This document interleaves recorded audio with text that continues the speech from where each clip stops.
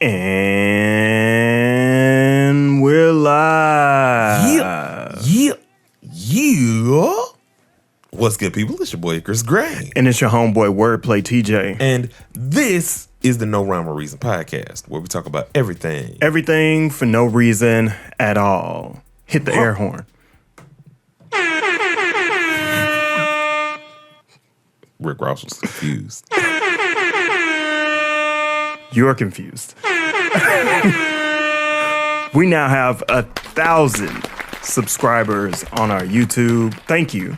Thank you for subscribing to our YouTube channel, and we appreciate that so much. It's really, really important that you are a part of this movement and this podcast, and you appreciate everything that we say. So make sure that you join our Patreon. So $5 gets you the full video podcast unedited, and that is at patreon.com/nror podcast. Please do that today. Thank you, guys. And of course, you know what we're here to talk about. Super Bowl shenanigans. Quick timeline breakdown. So we know that Kendrick Lamar was announced to be the Super Bowl halftime performing artist. After that, there were a slew of people who seemed to be upset about that. A slew? Kendrick drops When the Party Dies. And then, The Day the Party Dies. The Day the Party Dies, my bad. And then Wayne apologizes, or Wayne is not apologizes, but Wayne talks about how hurt he feels with not getting the Super Bowl in New Orleans. First thing we want to talk about is our reaction to the Super Bowl announcement. Like, what did you feel when that first happened? I immediately felt like makes sense, but also I kind of felt like, oh, they trying to get Drake out of here. Like, they really are trying to get this man out of here. Now, this Kendrick released 4 songs in the beef, and like, yes, popularity through the roof at this point, and that's like, you won, and they're like, yeah, bro, nah, you're everything that people are talking about. Yeah, I see this as a victory lap. Yeah, another victory lap, actually, because the pop out was the first iteration of that, and now this Super Bowl performance is also the next iteration. Do you think there is an album coming out of it?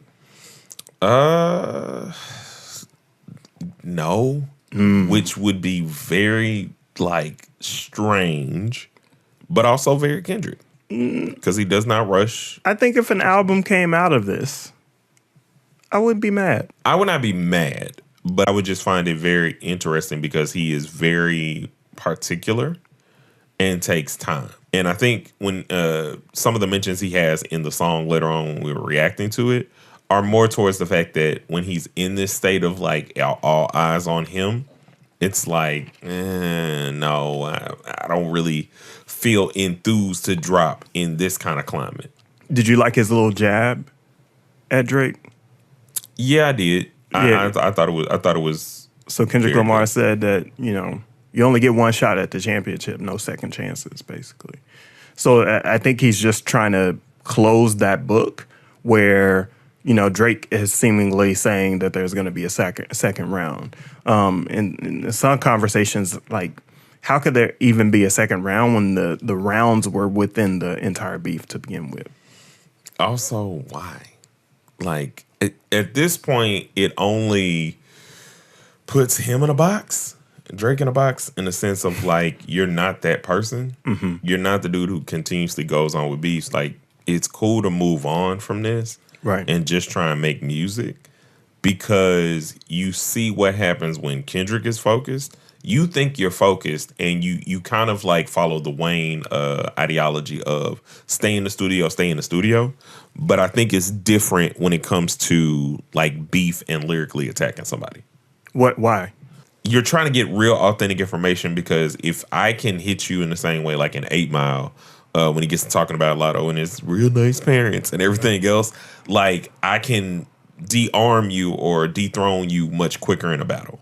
And I think that's more exhausting to do than just making music. My reaction was pretty tame. I was like, oh, this makes sense. And then I moved on with my life.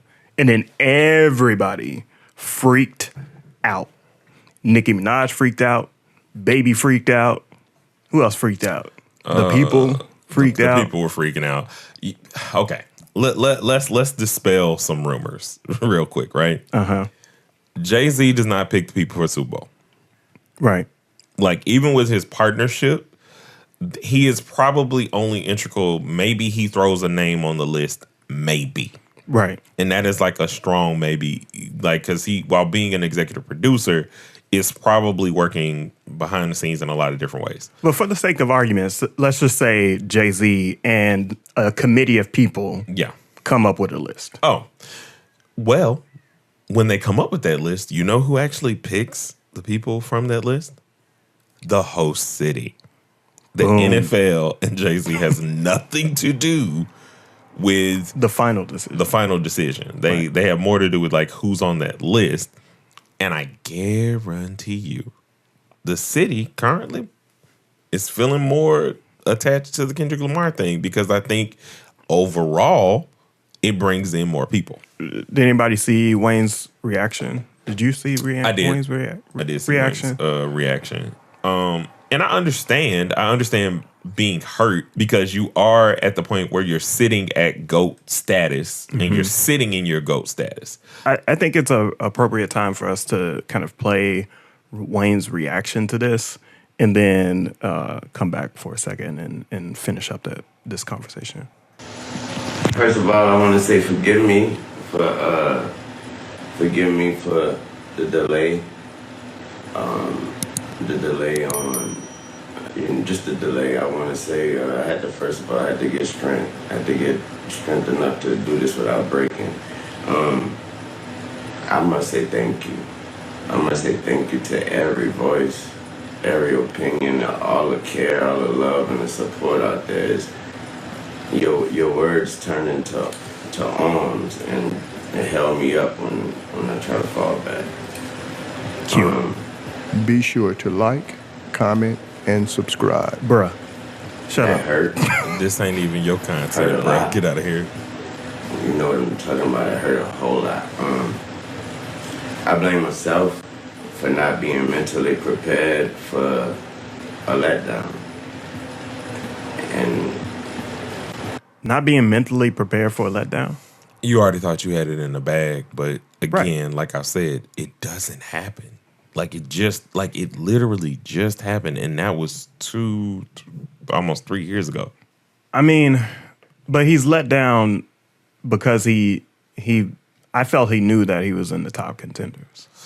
I felt he knew that, but you also created the expectation that you were just going to win. And I don't think it's been Louisiana for like a long time. Yeah.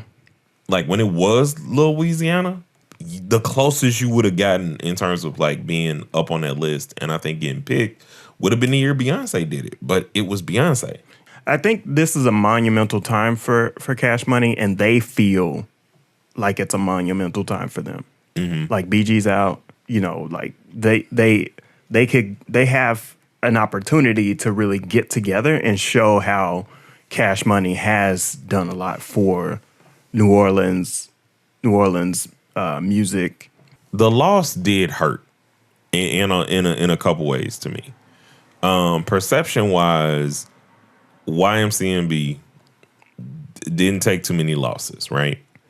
But in regards to like the public euphoria or the public consumption of like Drake, Nicki, it's been a lot of L's recently, and they just been kind of acting like spoiled children. Yeah, I agree. Let's continue to kind of listen for a second. He's kind of dragging this on, so he's going to repeat himself a lot more. Yeah, I'm going to speed it up just a bit while we're listening. for just automatically mentally putting myself in that position, like somebody told me that was my position. So I blame myself for that, but I thought that was nothing, I thought that was nothing better than that spot and that stage and that platform in my city. And so it hurt a whole lot. But y'all are amazing. It made me feel like shit not getting this opportunity. And when I felt like shit, you guys reminded me that I ain't shit without y'all. And that's an amazing reality. Yeah, and that's something he says at the end of his concerts. I feel like we've always known that Lil Wayne felt like that. Like, the fans are his energy, are his motivation, and the reason why he is who he is. Do you think this is a bigger deal because, number one, is Kendrick Lamar? This beef just happened. Drake's associated with Wayne. Mm-hmm. I think that's why this is amplified. That's the only reason I think it's amplified, is because I think we're making an adjacent conversation that should never have been adjacent. Adjacent born? But it's never been something that should have been a parallel ever. Mm-hmm. It's just timing. Like, the Super Bowl was already proposed to be in New Orleans. It's not something that, even when he was on the list, he said, I put myself in a position where I was thinking I was just going to get it. Right. No one told me that I was going to get it. Right. And that's why people should probably just relax. Yeah. And realize that Kendrick Lamar deserves this piece. You know what I mean? Yeah. This opportunity. On the day the party died, Kendrick Lamar comes out and talks about how, I feel like at least how hip hop is not likely to last, or if we continue to move in the way that we're moving, like he highlights on this song, then hip hop will be the party that dies. I just felt like he was more so talking to Drake type artists, like, as a whole. And that is seemingly dying, and the connection point of people kind of like being tapped into music. Yeah.